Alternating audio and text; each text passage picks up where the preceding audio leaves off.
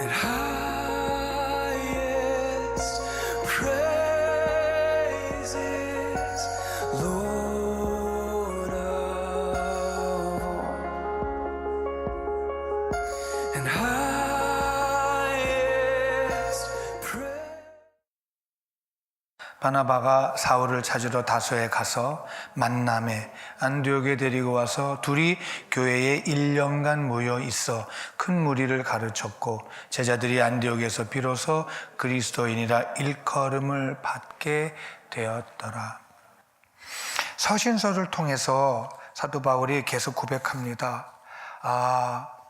정말 내가 많은 사람들을 괴롭혔고 죽였는데 괴롭힌 사람마다 다 예수를 괴롭히고 예수를 핍박한 것이었구나. 사울이 믿고 알고 있는 율법에는 예수님을 만나고 보니까 정말 자기가 알고 있는 율법은 정말 잘못된 것을 알게 됩니다. 그리고 3년은 아라비아로 가죠. 그리고 쫓겨서 7년은 고향으로 갑니다. 사도 바울이 많은 어려움을 겪게 됩니다. 그리고 7년 동안 이제 쫓겨서 고향 다소에 도망갑니다. 근데 부모가 볼 때는 그렇게 똑똑하고 그야말로 장래에 촉망받았던 사울이 이제 고향으로 도망오게 되는 거예요. 피신해서 도망오게 되는 거예요. 그리고 한 1년, 2년, 3년, 7년까지 계속 어떻게 보면 허송세월을 하고 있는 것 같아요. 가문의 자랑이었어요, 사울이. 실력이 없거나 어디 하나 부족함이 없는 정말 자랑스러운 자식이었어요. 너무나 하나님을 사랑하던 그런 청년이었고 그런 청년으로 키워냈어요. 큰 일을 할 청년으로 귀하게 유학까지 보냈었어요. 근데 어떻게 했길래, 누구를 만났길래 이렇게 쫓겨서 집으로 도망온 신세가 되었는지 알 수가 없는 거예요. 부모 입장으로 보면 기가 막힌 내용이에요. 참 기가 막힙니다. 뭐를 어떻게 했길래 이 귀한 아들이 도망자 신세가 됐냐. 도대체 이 아들이 만났다고 한 그리스도 예수가 누구길래 이 아들이 이렇게 지금 도망자 신세가 되었냐. 얼마 전까지만 해도 그 예수를 믿는다는 그 열심당원들을 잡아서 가만히 두면 안 돼요. 저 사람들 지금 잘못 가는 거예요. 저 사람들 지금 잘못 알고 있는 거예요. 오히려 그 목수의 아들이 구세주 아니에요. 잘못된 사람이에요. 라고 했던 이 아들이 이제는 뭐라 그러냐면 자기가 핍박했던 교회, 자기가 예수 믿는 사람을 잡아 죽였던 그거 예수님을 핍박했대요. 그리고 그 허술한 목수의 아들이 하나님의 아들이에요. 라고 고백하는 거예요. 예수에게 미친 거 아닌가? 도대체 예수에게 미친 것이 아닌가? 근데 고린도후서 5장 한번 같이 찾아볼까요? 우리가 만일 미쳤어도 하나님을 위한 것이요 만일 정신이 온전하여도 너희를 위한 것이라. 사도 바울이 서신서를 통해서 자기를 고백합니다. 제가요 미쳤어요. 이렇게 고백해요. 누구에게요? 하나님에게요. 누구에게요? 예수에게요. 그러던 어느 날 예루살렘에 바나바가 출발합니다. 예루살렘에서. 그리고 다소라는 곳에 사울을 찾아옵니다. 사울을 만나서 부탁합니다. 같이 나랑 따라갑시다. 당신이 필요합니다. 나랑 같이 가서 이 예수님을 좀 가르쳐 주세요. 복음을 전해 주세요. 라고 부탁을 받습니다. 몇 년 걸렸어요? 10년이에요. 10년 동안 기다린 가운데 바나바라는 사람이 찾아와서 정식으로 초청을 합니다. 사울이여, 당신이 나를 좀 도와주세요. 당신에게 만난 그 예수를 좀 가르쳐 주세요. 전해 주세요. 이렇게 됩니다. 이야, 여러분 그 순간 어떻겠어요? 얼마나 신났겠어요? 흥분된 사울은 바나바를 따라 나섭니다. 그리고 이제 안디옥에 가가지고 큰 무리를 모아놓고 가르치기 시작합니다. 합니다. 가르치니까 비로소 그리스도인이라는 사람이 나오기 시작했다라는 거예요. 근데 무엇을 가르쳤냐 말이에요.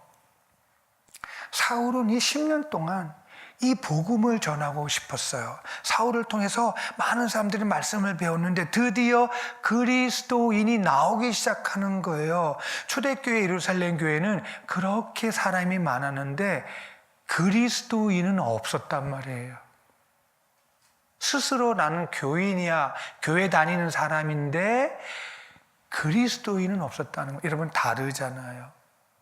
그리스도인, 이거는 메시아, 그리스도는 메시아잖아요. 기름 부은 자, 히브리 말로 크리스찬. 사울은 서신서를 통해서 그리스도인의 정체성을 가르치고 있었던 거예요. 여러분, 그리스도인이 돼야 됩니다 라는 것을 가르치고 싶었고, 이 복음을 10년 동안 준비하고 있었어요. 그 내용이 바로 로마서 3장부터입니다. 우리 한번 같이 가시겠습니다. 그러므로 율법의 행위로 그의 앞에 의롭다 하심을 얻을 육체가 없나니 율법으로는 죄를 깨달음이라. 21절, 이제 율법 외에 하나님의 한 의가 나타났으니 율법과 선지자들에게 증거를 받은 것이라. 22절, 곧 예수 그리스도를 믿음으로 말미암아 모든 믿는 자에게 미치는 하나님의 의인이 차별이 없느니라. 23절, 모든 사람의 죄를 범하였으며 하나님의 영광에 이르지 못하더니. 24절, 그리스도 예수 안에 있는 구속으로 말미암아 하나님의 은혜로 값없이 의롭다 하심을 얻은 자가 되었느니라. 25절, 이 예수를 하나님의 그의 피로 인하여 믿음으로 말미암는 화목 제물로 세우셨으니 이는 하나님께서 길이 참으시는 중에 전에 지은 죄를 간과하심으로 자기의 의로우심을 나타내려 하심이니. 26절, 곧 이때에 자기의 의로우심을 나타내사 자기도 의로우시며 또한 예수 믿는 자를 의롭다 하려 하심이라. 이거 가르치고 싶어서 견딜 수가 없었던 거예요. 율법은 뭐라고요? 지키는 것이 아니라 율법은 죄를 뭐하게 하는 거다? 깨닫게. 우리가 죄인이에요 깨닫는 것은 율법이 없애는 양심의 법이라고도 얘기했지만, 율법이 나타나니까 율법의 기준으로 우리가 전부 다 율법 앞에 지켜야 못 지켜요. 못 지키니까 나면서부터 태어나면서, 응애 엄마 뱃속에서 태어나면서부터 전부 다 뭐다? 죄인이라는 거예요. 뭘 통해서 보니까? 율법. 율법을 통해서 보니까 전부 다 죄다. 근데 23절에 모든 사람이 뭘 범했다? 죄를 범했다. 그래서 어디에 이르지 못한다? 하나님에 이르지 못한다. 전부 다 뭐다? 죄인이다. 나면서부터 전부 다 뭐다? 죄인이다. 어디를 못 간다? 하나님 나라 못 간다. 여기서부터 사도 바울이 시작을 하는 거예요. 여러분, 전부 다 죄인이에요. 근데 사도 바울은 죄인이라고 안 했어요. 왜? 율법을 철저히 뭐 했기 때문에? 지켰거든요. 이 자랑은요, 나 율법을 지켰어, 나 잘못한 게 하나도 없어 라는 이 자랑은요, 인간들의 이 자랑은 솔직히 교만이죠. 그러니까 얼마나 교만했겠어요. 따라갈 수가 없었어요. 그러니 예수 믿는 사람을 죽여도 나는 율법을 지켰기 때문에 당연하다라는 자기의 합리성이 있는 거죠. 본인이 지켰어요, 다. 근데 이걸 깨달았어요. 못 지켜. 그리고 나면서부터 다 뭐다? 죄인이야 라는 걸 사도 바울이 깨달은 거예요. 그래서 3장 10절에는 의인이 없나니 어떻게 없다? 하나도 없다. 동의하시는지요? 그렇죠. 얼마나 감사한지요. 전부 죄인이구나. 왜 죄인이다? 5장 19절 가겠습니다. 많은 사람의 죄인 된 것 같이 한 사람의 순종하심으로 많은 사람이 의인 됐다. 이게 무슨 말이에요? 한 사람의 순종하심으로, 순종치 않음으로 다 뭐가 됐고? 죄인 됐고, 한 사람의 순종함으로 다 뭐가 됐다? 의인 됐다. 그러니까 한 사람, 순종치 않은 사람, 누구 얘기하는 거예요? 아담 얘기하잖아요. 이제 로마서는 아담을 얘기하는데 제가 딱 요것만 할게요. 아담 얘기해요. 그러니까 아담의 뭐 얘기하는 거예요? 원죄죠. 아담의 범죄한 내용은 하나님 말씀에 뭐한 상태? 불순종한 상태. 이 불순종은 하나님과 동등되고 싶었다는 뜻이에요. 피조물이. 이 교만이 말할 수가 없죠. 그러니까 율법을 지켰다 내가 마치 뭐 같다? 하나님 같다 이 뜻이에요. 그러니까 사도 바울은 그 수준까지 올라갔어요. 근데 못 깨달은 거예요. 못 지켜. 전부 다 뭐다? 우리는 죄인이다. 이거 전하고 싶었던 거예요. 그 아담이 불순종한 결과 아담의 후손인 우리들은 전부 다 뭐가 되었다? 나면서부터 죄인이다. 그 결과로 나면서부터 다 너희는 다 응애하고 태어나면서부터 어디로 가요? 뭐하러 가요? 죽는다는 거예요. 또한 한 사람의 순종하심 누구예요? 예수님이 십자가 사건으로 예수가 십자가에 죽으심을 믿는 사람보다 뭐가 된다는 거예요? 의인이 된다는 거예요. 아담의 불순종으로 죄인 됐고 예수님의 순종으로 의인 됐다는 거예요. 이제 21절 다시 이제 3장 가겠습니다. 이제 율법 외에 하나님의 한 의가 나타났으니 율법도 의예요. 의라는 것은 죄가 하나도 없음. righteousness. 죄가 하나도 없는 상태. 근데 율법도 죄가 하나도 없으신 하나님이잖아요. 근데 율법 외에 또 죄가 하나도 없는 분이 나타나신 거예요. 이것을 21절에 뭐라 했냐면 율법과 선지자들에게 계속 증거했다는 거예요. 그러니까 사도 바울이 왜 이거를 발견하지 못했는지 몰라요. 계속 율법과 선지자를 통하여 예수님이 메시아로 오시고 예수님이 십자가에 죽으실 것이고 예수님을 믿으면 전부 죄인이 아니고 의인이야 라는 것을 가르쳤는데 그걸 몰랐다는 거예요. 사도 바울이 이제 깨달았다는 거예요. 그리고 이제 율법 외에 하나님의 한 의가 오셨어요. 나타났어요. 그게 바로 고린도후서 5장 21절이에요. 하나님이 죄를 알지도 못하신 자로 우리를 대신하여 죄를 삼으신 것은 우리로 하여금 저희 안에서 하나님의 의가 되려 하심이라. 그러니까 하나님이 죄를 알지 못하신 한 사람이 나온대요. 죄를 알지 못하신 한 사람이 나오는데 그분이 누구라고요? 하나님의 아들 예수 그리스도죠. 예수 그리스도인데 이분은 우리를 대신해서 뭐가 되셨대요? 죄인이 되셨대요. 하나님이 의로운 하나님 율법 외에 한 의가 있는데 율법도 의고 또 한 분 오시는 분도 의인데 이 의는 고린도서 5장 21절에 하나님이 한 사람을 보내는데 그 사람이 의인데 그 사람이 우리를 대신해서 죄인이 되신대요. 그 사람이 우리를 대신해서. 그러니까 하나님은 하나님의 아들 예수 그리스도를 죄인 삼으시겠다는 거예요. 그리고 이 죄인인 예수를 하나님은 죄를 보면은 죄는 죽어야 되잖아요. 그러니까 이 예수를 죽이시겠다는 거예요. 죽이시고 죽이신 예수를 믿는 사람을 의인 삼아 주신다는 거예요. 그래서 우리들의 모든 죄를 대신하시겠대요. 하나님의 아들이. 하나님의 의는 죄와 죄인을 못 보십니다. 죄인은 하나님하고 같이 있을 수가 없습니다. 하나님은 죄랑 같이 있을 수가 없습니다. 하나님은 죄가 없으시잖아요. 그러니까 하나님은 죄인하고도 같이 있을 수가 없으시잖아요. 그러니까 죄는 하나님과 같이 있을 수가 없어요. 그리고 죄인도 하나님과 같이 있을 수가 없어요. 우리는 나면서부터 죄인이기 때문에 하나님과 같이 있을 수가 없다는 거예요. 이걸 사도 바울이 깨닫는 거예요. 그러니까 하나님의 공의는 아들일지라도 죄를 지으면 죽이시겠다는 것이 하나님의 공의예요. 그래서 예수님이 우리 대신 죄를 지시고 십자가에서 죽으셨어요. 그러면 하나님의 의라는 것은 하나님은 죄가 없으세요.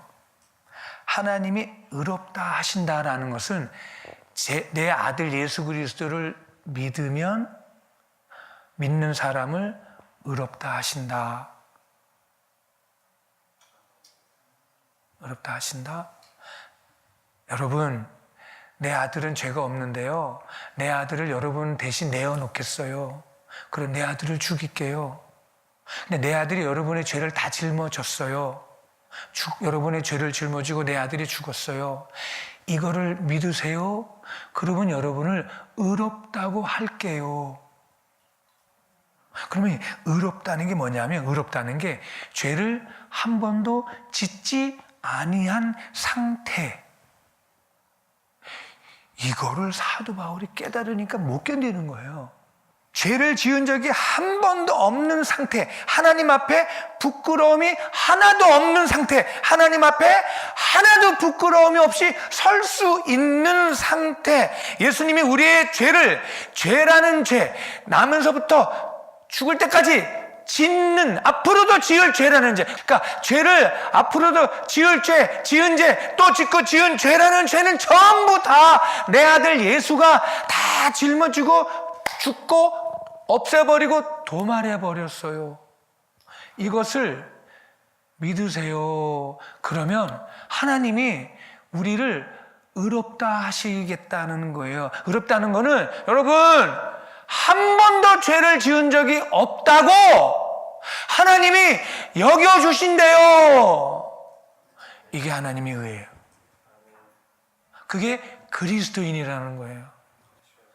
그러니까 여러분, 주일날 교회 오시잖아요. 죄인이 와요, 의인이 와요. 그쵸.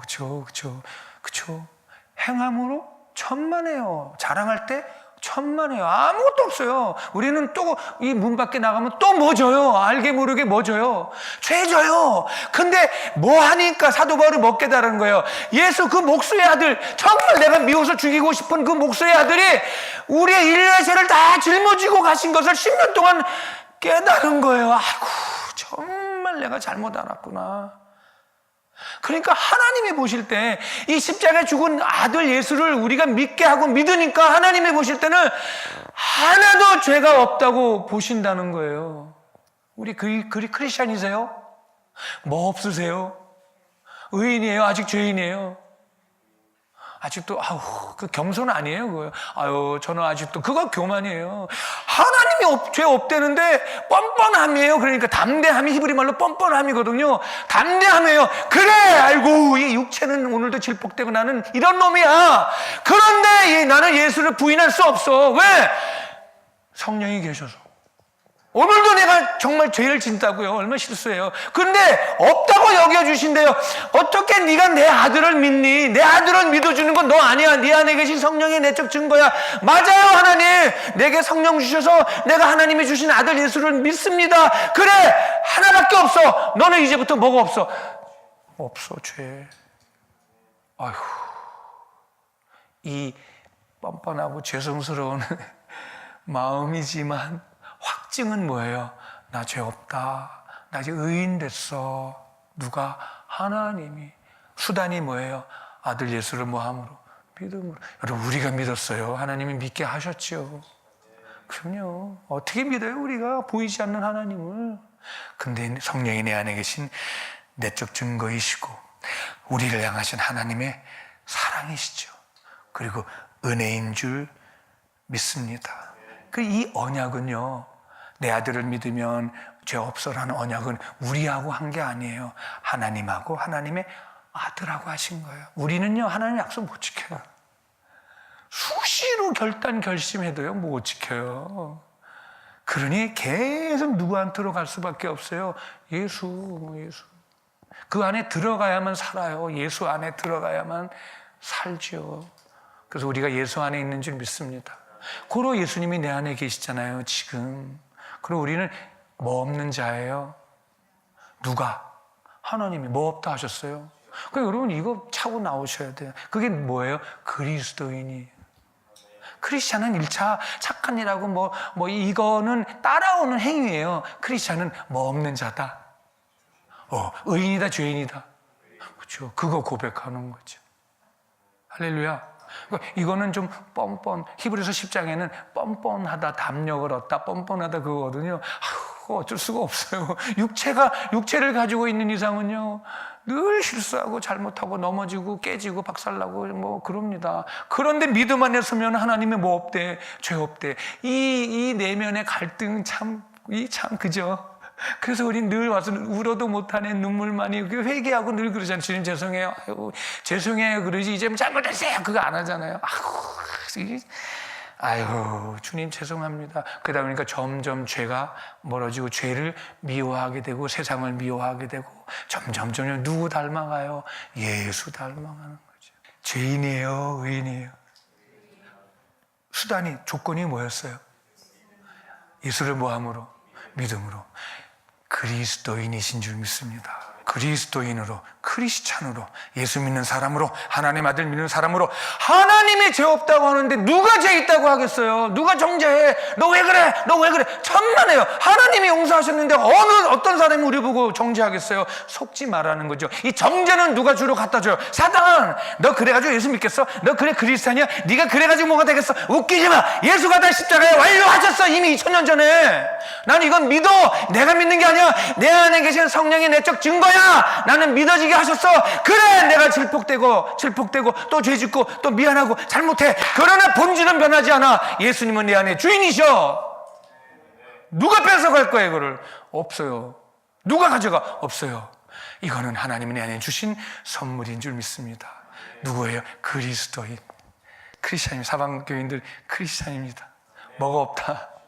이 뻔뻔함으로 한 주간 감사하며 기뻐하며 용서하며 사랑하며 안아주며 손해보며 희생하며 사는 저와 여러분 되시기를 바랍니다.